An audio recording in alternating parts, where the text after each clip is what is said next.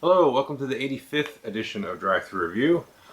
Today I'm going to talk about Rapa Nui. It is a game from Klaus Jürgen Reed. I know I didn't pronounce that one right. It's the guy that made Carcassonne. I think this is the only other game I've played for him besides Carcassonne. It is a 2 to 4 player light sort of family card game. It's good for lunch group. It's really cool. It's got some cool mechanics and it plays really quickly.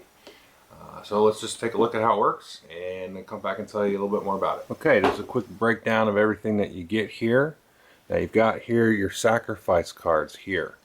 Players are going to start with one of each. You got flowers, fish, wheat, and then tubers or turnips.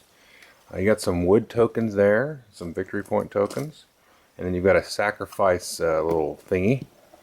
And then you've got a deck of cards, and this is the deck you're going to be drawing from. To start the game, you're going to draw 4 rows of 4 here. So you draw them out like so, and then if you take a card, and take a card, and take a card, and take a card, as soon as you clear out one of these rows, then you're going to fill this in again immediately with 4 cards. So we'll fill that in. And so you don't replenish right when you take a card. You've got to kill off a row, and then you replenish that as soon as that row's killed off. Now players are going to take a sort of a starting hand here in one of their player colors. These are pretty much the same. Everybody gets a woodworker guy, and then you get one of these 3 goods up there. So these are sort of interchanged throughout each player. And depending on your position in the player order, you'll start with a different amount of wood to begin the game. I should also say that players will get these handy dandy player aids. However, this one is German, so it's pointless. So as I said before, players will get a starting hand. Now before you start play, you'll actually set in front of you the lumberjack here that generates wood. So we'll put that over here.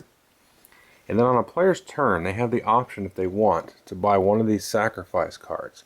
Normally it's 5 wood to buy one, but you can reduce the cost of that throughout the game. Now on your turn, you can play a card in front of you. And so you can play either one card. So if you play like this lumberjack or this moa, which is sort of like a temple, or a priest, for example, you can play one, and that's it. However, if you have some of these good cards here, these are like the different harvesters that you can have in the game that harvest these different resources. You can play up to 3. Now if you play one, it's free. But if I had, say, 2 of these wheat guys here in my hand, then I could play up to 3 of them, but I pay 1 wood for each additional. So if I played like so, I'd play 2, and then they would be in front of me. Now when you play a card, let's say I went and just decided to play this 1 wheat card in front of me. Now you're always going to replenish up to your hand size of 3. And you're going to take any of these cards off the top here from the sort of center drafting area.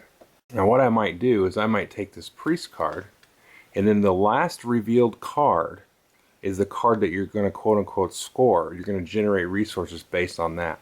So since I drew 1 card, the last card that I revealed was this wood card. So everybody is going to generate wood.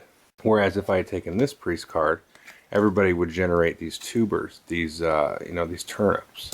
So let's do this example here. I'll draw this, I'll generate wood. So I'm going to get 1 wood for each wood guy I have in front of me. So I'm just going to get an extra wood. Anybody else that has a wood, and remember everybody starts with the wood in front of them, is going to get a wood. However, if you have 2 or more, and you have the majority, you're going to get 1 wood for each card that you have, plus a bonus. So if 2 people had 2, they'd each get 2 wood. But if my opponent had 2 and I had 3, I'd get 1, 2, 3 plus a bonus, so I'd end up getting 4. So it's good to have a majority. Now if you do it with priests, for example, so if I had a priest here and another priest, you get 1 point for each priest instead of wood. And if you had a majority and at least 2 priests, you'd get a bonus. Now these resources here work a little bit differently. Instead of getting 1 of the resource per card that you have, you'll just get 1 of that type. So if I had, let's say, 2 hay, then I would get 1 hay. Unless I had the majority of hay. If everybody else had like 1 hay or no hay, I'd get an extra bonus, no matter how many cards I had. So you're normally only going to get 1 card, no matter how many you have. But if you have the majority, then you get an extra. It's not per card in this case for any of these resources that generate those sacrifice cards. So we got the lumberjacks generating wood, the priests generating victory points, the different harvesters generating these sacrifice cards for you. Finally, we have these little moas, these like temples or buildings. These actually will cost you 7 wood to build. You can see that down here in the corner. At the end of the game, though, they're going to be worth 4 points for each one that you've built.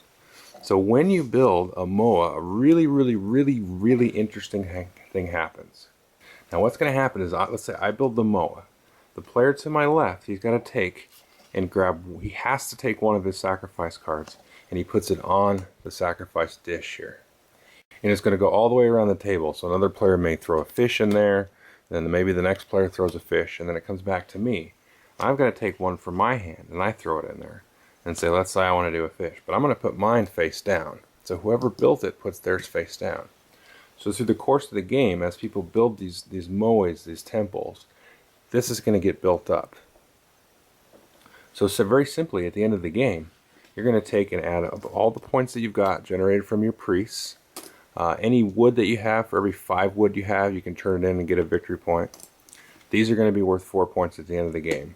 And then you're going to score the sacrifice card as a sort of end of game scoring. And the way that that works is whatever card there is the most of in here is going to be worth 3 points for each card that you have in your hand. So if there's 10 tubers in there, and that is the most, each tuber I have is going to be worth 3 points. The second most is going to be worth 2 points. The third most is 1. And then finally, the fourth place will be worth 0. So you're going to take and add up all of those. You're going to figure out how many points you have based on these and all the points you've got during the game. And whoever has the most points is the winner. Okay, hope you enjoyed the overview. You can tell this is a very light game, but it has some really interesting decisions each and every turn. So when you play a card, you're going to play a card of something that you want to get more of. Then you're going to take a card. Well, you want to take a card that's going to be useful to you in your strategy. Maybe you're trying to get a lot of flowers, or you're trying to do the priest to get points, or you want to generate wood to build the moas. So you're going to try to get a card that's going to help you do that. But you got to remember, the last card that you revealed after you filled your hand size is going to generate sort of a scoring or generate some resources for that turn. So if you reveal a priest and the buddy across the table from you has 4 priests, he's going to get 4 points and probably a bonus point, because 4 priests is quite a lot. So you've got to keep that in mind as you kind of pulling and drafting those cards off of all those stacks. I should have said, you play basically till you can't pull any more cards out of that main draw stack. So you play to that, and that's another aspect of the game, is you can sort of try to rush the end if you feel like you've got an advantage. The second part, the really cool part, is that whole thing where you build the temple, and then everybody's putting in those cards. So there's a real tension between, okay, if I've got a lot of fish, I want to put the fish in the thing, but then I don't have fish in my hand. So there's a real kind of crazy tension there where, maybe, I'm going to try to get Billy to put fish in, and I'm going to hold my fish back. I think I'm putting fish in. So there's a whole kind of dynamic there where as you see people put them in, and then the last guy puts it in face down. It's really cool. It's really cool. It plays very quickly. You can play this in 20 minutes, even with 4 players, after people have played a few times. So, yeah. It's fun. I should say I have the German version. It's not out in America yet, so part of my motivation for making this is to make sure that the Cosmos guys put it out and Rio Grande picks it up, because I think it's quite good, and it's light, but it's still impactful. It's a filler, but it's not totally brainless, and I love games like that. Perfect for lunch groups or family settings. So anyway, thanks.